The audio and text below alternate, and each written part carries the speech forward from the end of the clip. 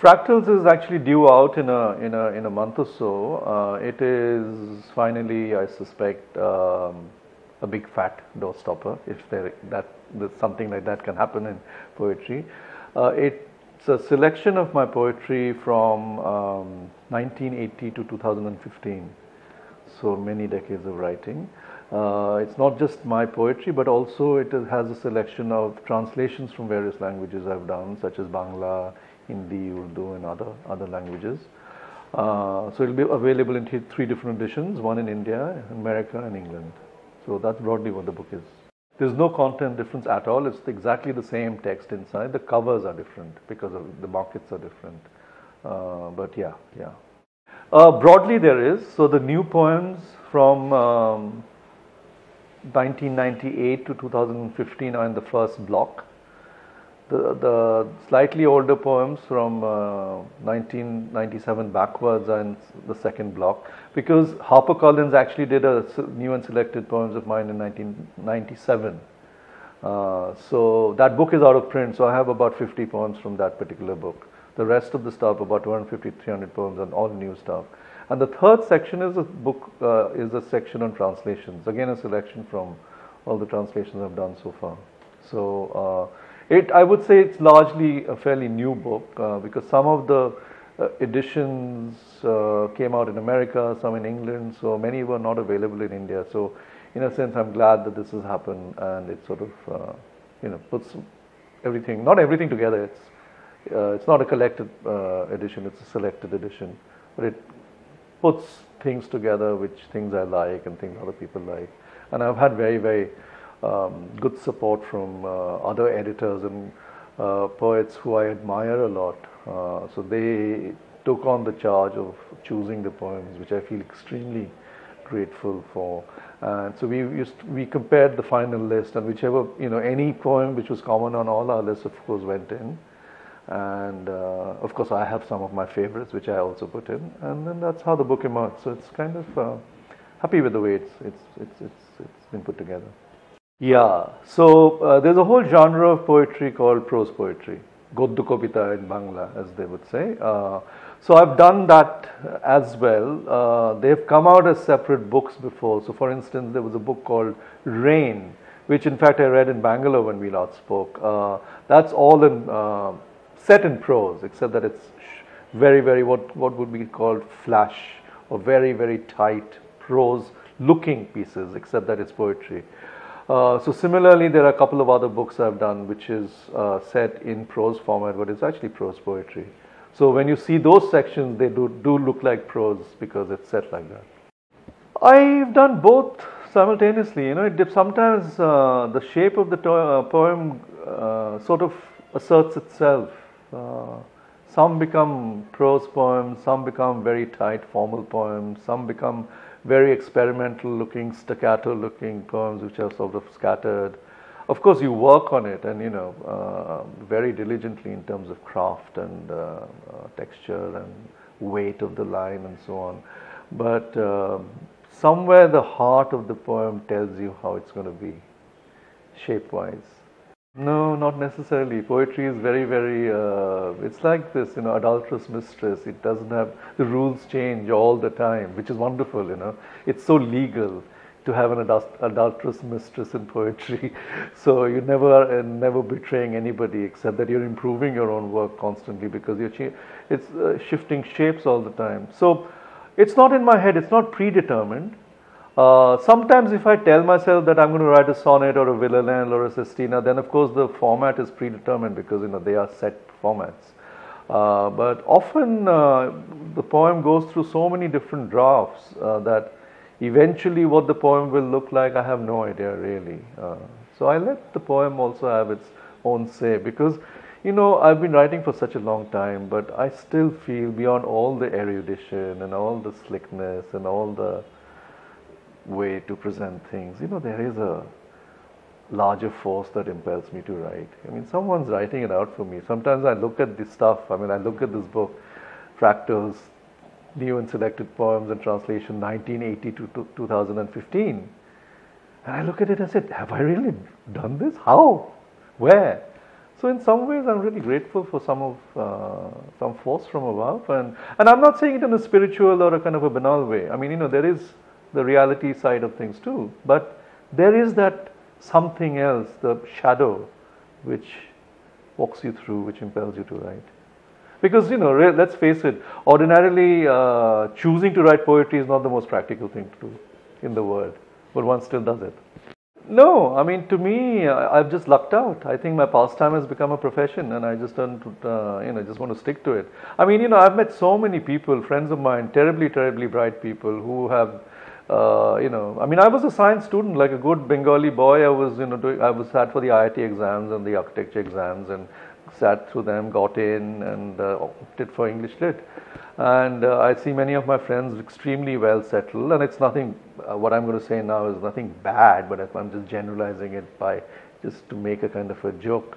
They have their 2 cars and the swimming pool and everything going fantastically well, but they're so unhappy with their jobs. Most of them moan and groan, and after a couple of drinks, they really are, you can see the unhappiness pouring out. Why are they not playing the violin or playing golf or painting?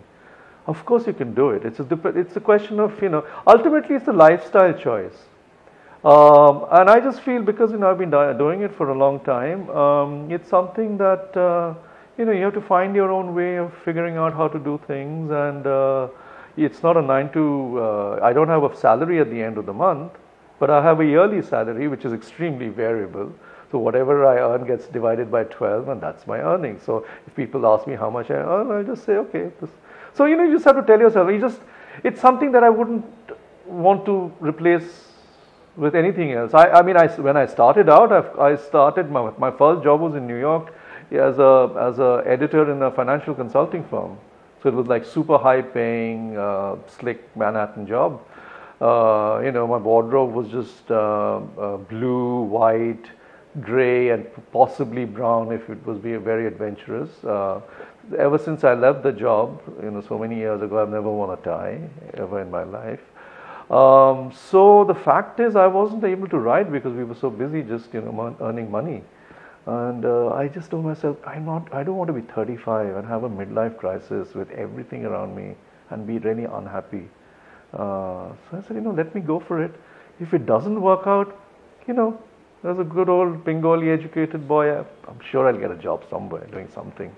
No, that part is actually the difficult part of writing poetry. So there you are, that's the editing, what would be in your equivalent while you're filming, the post-production process. So the editing process, like the post-production process, is extremely important. So that's where I sort of figure out where a poem should be tight. I mean, my work is very tight in any case, whether I'm writing in lyric form or prose form or minimalist form, it's very, very tight. It's edited down to the bare bone marrow spleen.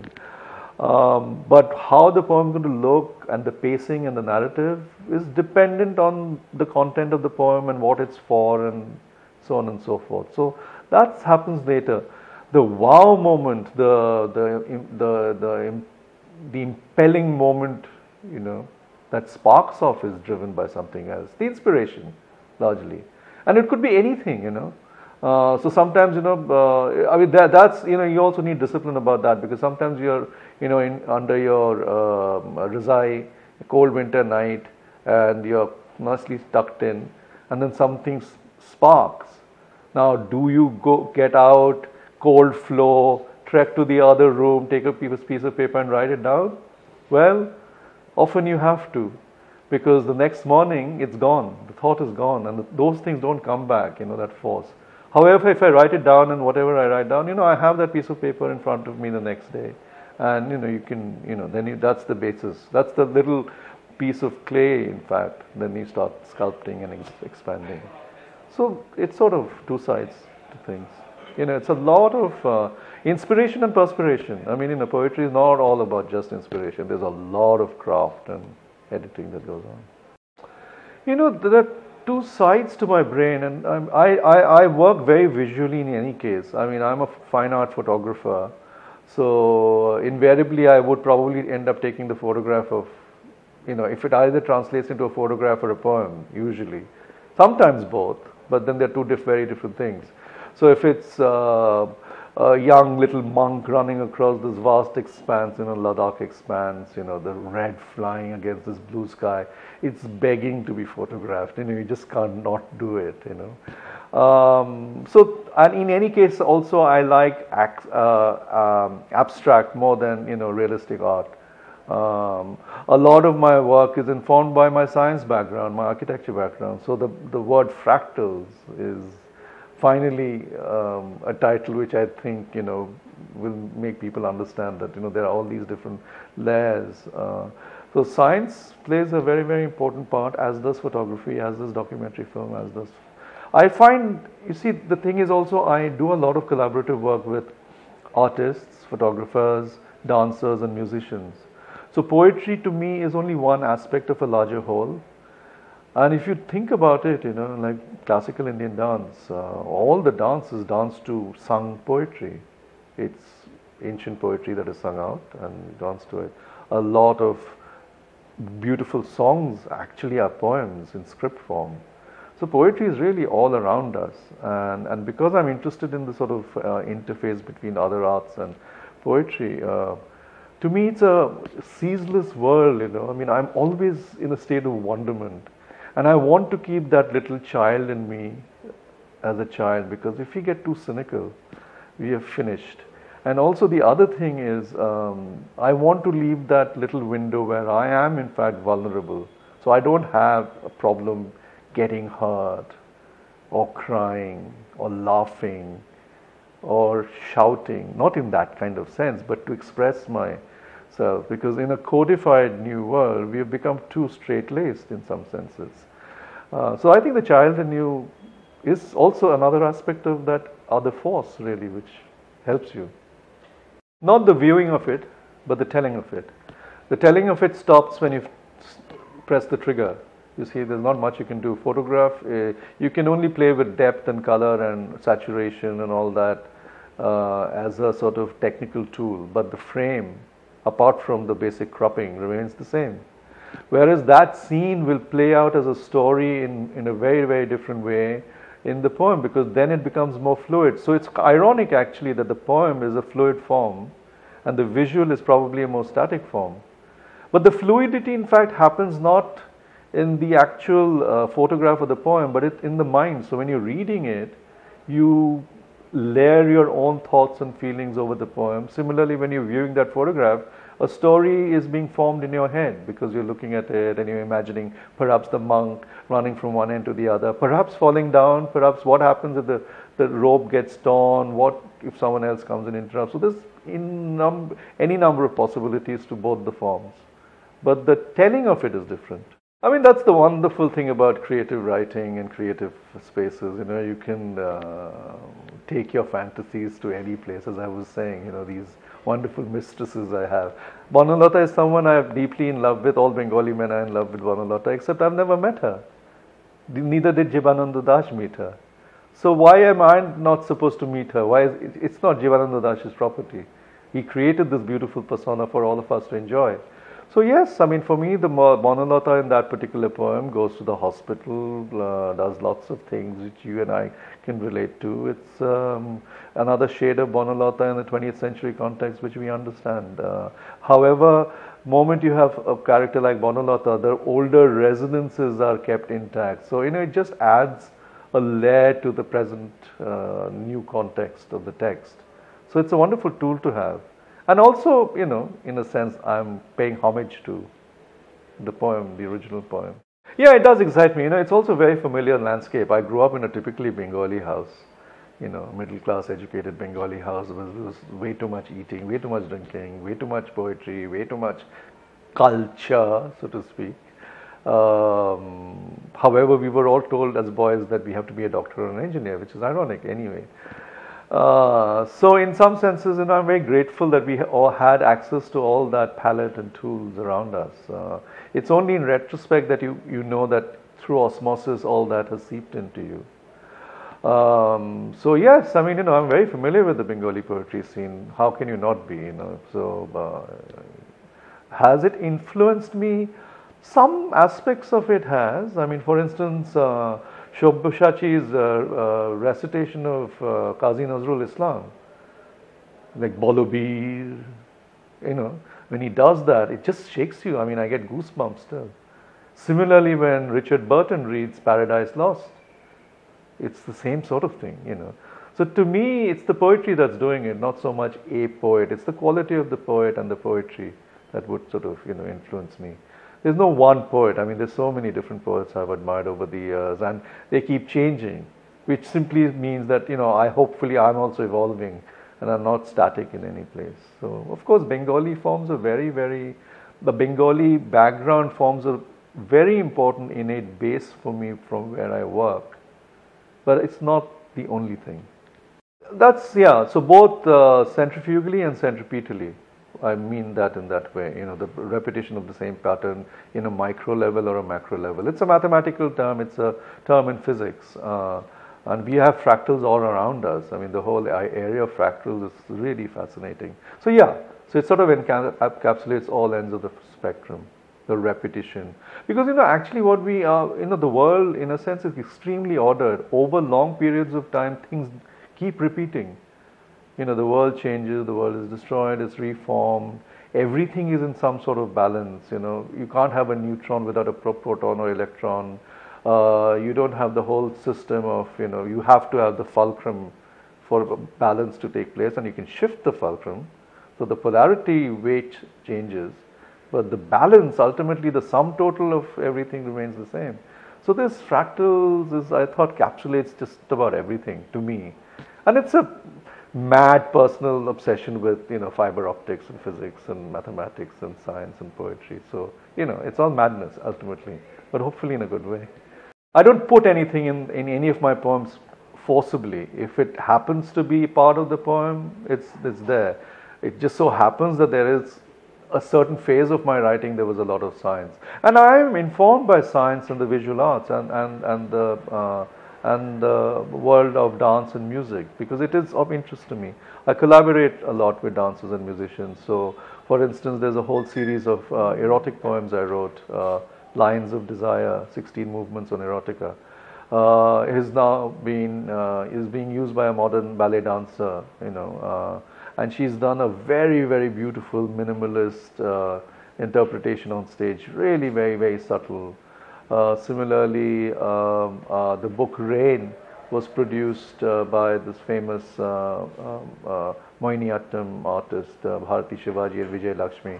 So Vijay Lakshmi choreographed the whole thing for stage, where she used the text of the poem aloud and also brought in Rabindra Sangeet, Carnatic music and so on, and made this wonderful production based on the text of the book, which was also called Rain.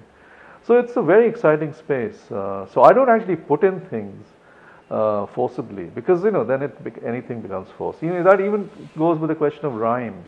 I mean, if I think the poem naturally feels okay in free verse, it should remain that way.